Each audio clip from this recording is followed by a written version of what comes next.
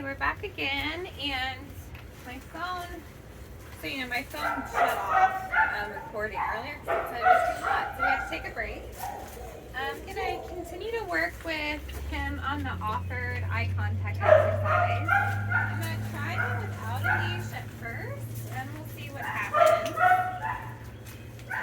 Don't scratch that. It's gonna be the Lord eye contact. Come here. Bark. So you have the food in your hand and you bring it to the dog's nose. Hey. And you bring your hand up. Hey, Bubba. It's not working. I gotta go get a high value treat, I think.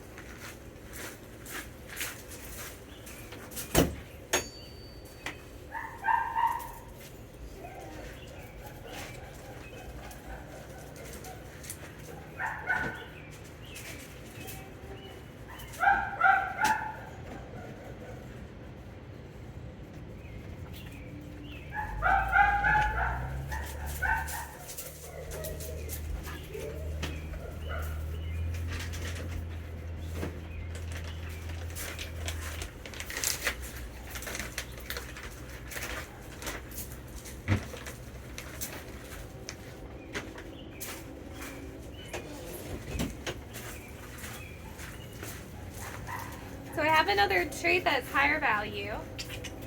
It's a chew bone, so I'm not going to give him the whole thing. But for the luring for eye contact, you're going to take the food to the dog's face, and then you're going to bring the food up in between your eyes. Good. And when he does do that eye contact, you're going to say good, and then you're going to let him have some of the food. I don't want him to have all of this, so let me break this up. Oh, look who knows how to sit. Hard to break up.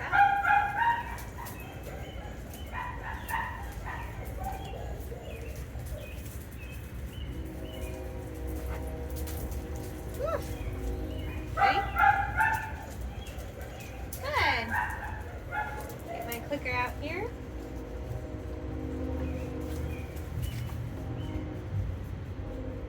Ready? So I'm clicking when he gives me those eyes.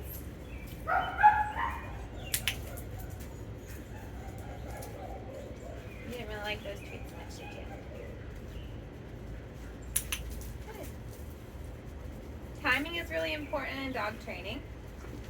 I don't know if you can't see my whole body. I don't think so. I'm gonna reposition this. It's important for you to see my face too. That's better. He's choosing to sit on his own because that's a behavior that you've reinforced from him. That's totally fine. He doesn't have to be in the seated position to get the reward. All he has to do is look at me. When you're dog training, it's really important to have a clear idea in your mind as to what it is that you want your dog to do, so that you're not accidentally reinforcing the wrong behavior. Remember, whenever I click, that means that to him, that's my way of communicating to him that he's done something that I wanted him to do. Hey, big guy. Hey! If I get these. The bag of treats is over there that he likes. Good.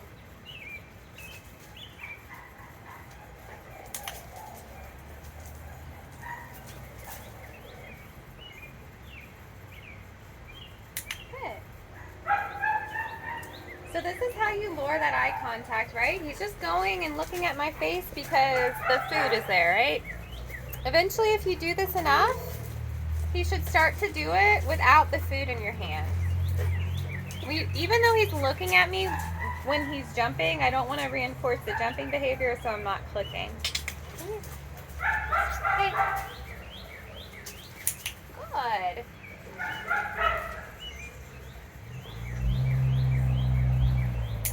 Good.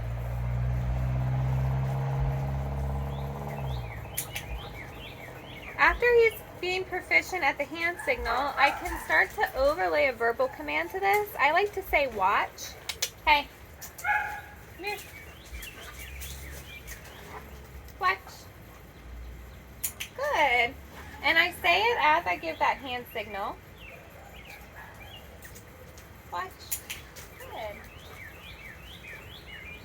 Watch. He doesn't look at you immediately like he did for that first rap. Watch. Just give him 3 seconds. Watch. To figure it out. Don't repeatedly ask over and over again. Watch. Watch. Watch. Good. Alright. We will build on that more and more in future sessions. Now let's transition over to the offered eye contact exercise. Offered eye contact is where he is giving eye contact on his own without us giving a hand signal. So we are going to have him practice some independent problem solving skills. This is a lot easier for the handler to do, and well, it requires patience. So if you're not a patient person, it's going to be hard. And it's more work for the dog. So what I'm going to do is have his favorite chew bone here. This is like a marrow bone treat. Come here. That's what he keeps searching for. And I'm going to present him with a problem. This is going to be held out of reach. I'm going to hold it right above my shoulder. And I'm going to wait for him to look at me on his own. When he does, I click and I'm going to let him have some of the food, okay? If he jumps on me, if he goes over to the table that has the bag of these on there, he doesn't get it. He has to work through it on his own. So this is teaching him that eye contact gets him what he wants. Not jumping, not just sitting. And he's getting frustrated because sitting has worked for him so many times before. And we want to add eye contact to that repertoire, right? Let me get another one of these treatments.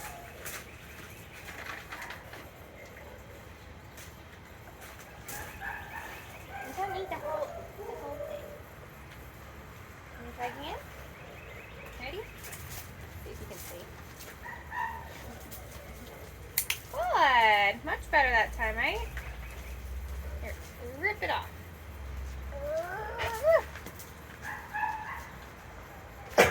Small dog treats are better. These are huge. And they're hard to break apart, so that's why I'm kind of trying to let him do it for me by just chewing it.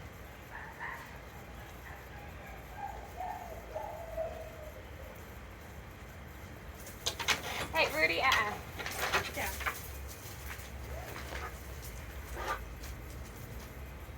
Alright.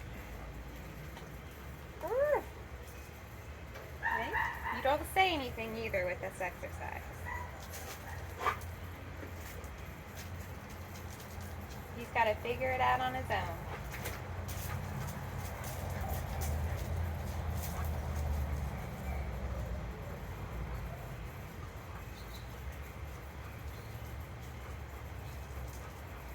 Good job. It's a very, very, very efficient way to teach a dog to do things. It's one of my favorite techniques.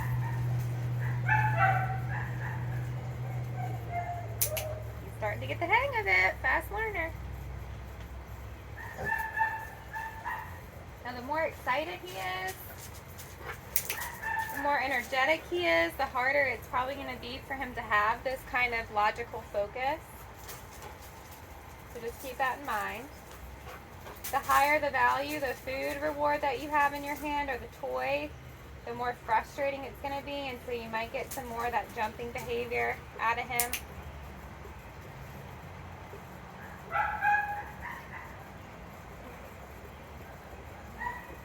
He's working through these distractions quite well for this new training treat. And you just keep putting this on repeat over and over again until he gets really good at it. And then you can start to make it harder, and I'll show you how you can make that harder in future sessions.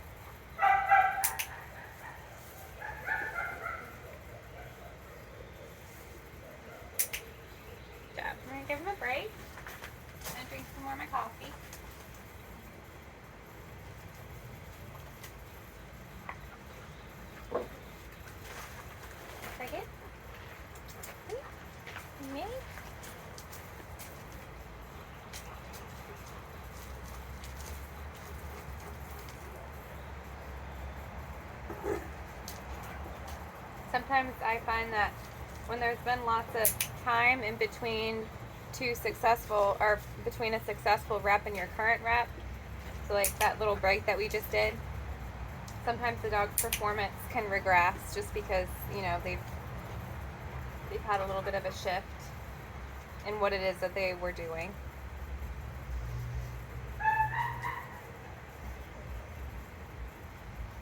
It can be easy for a handler to want to correct their dog for seemingly disengaging and smelling the ground and stuff like this, but what I want to do is allow him to do it, to exhaust that idea as a way to get food easier. So he's like scrounging on the ground a little bit to see if he can get food for free.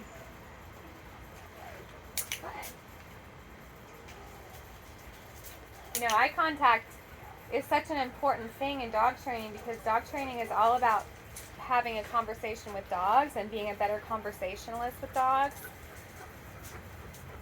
And just like with people, if someone's not looking at you, they're not having a conversation with you, they're not being an active listener, they're not going to do what it is that you want them to do as well. I'm distracted by another dog right now.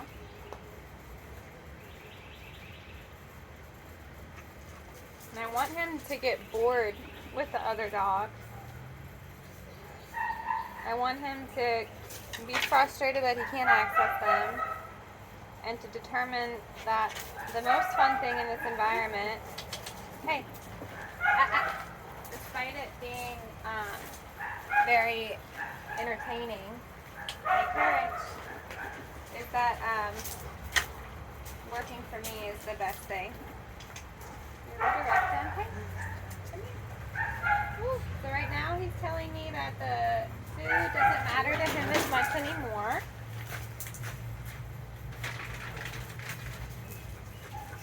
There we go. I'm going to get another big piece of food to try and bring him back. There you go.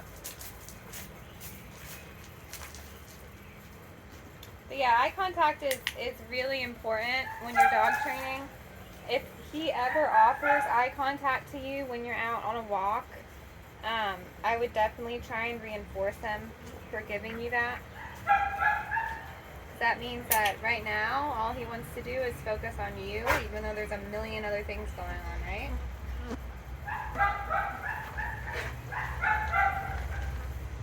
Got a little bit longer, Bubba.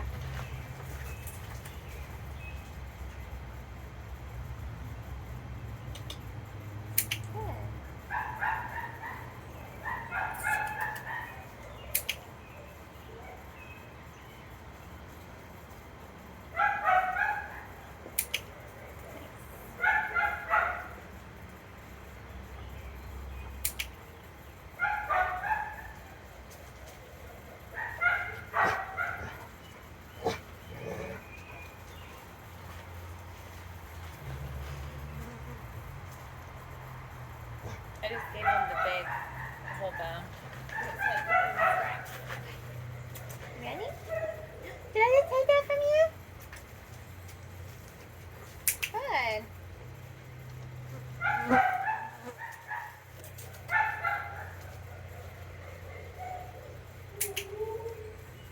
Okay, so that's going to conclude his training session for today. Every time you drop him off, he's going to get at least 30 minutes of training. That's what's promised. Sometimes it's a little bit more than that, but it's usually 30 minutes of training. I am going to publish all of these videos that I take and upload them on my YouTube page, and I will send them to you in a document so that you know what it is that you're supposed to be working on with him in between now and the next session. If you have any questions about anything in between now and then, just feel free to reach out and let me know. The more that you work with him, the more time you put into him, the better that you and him will be as a team. So just keep that in mind, okay?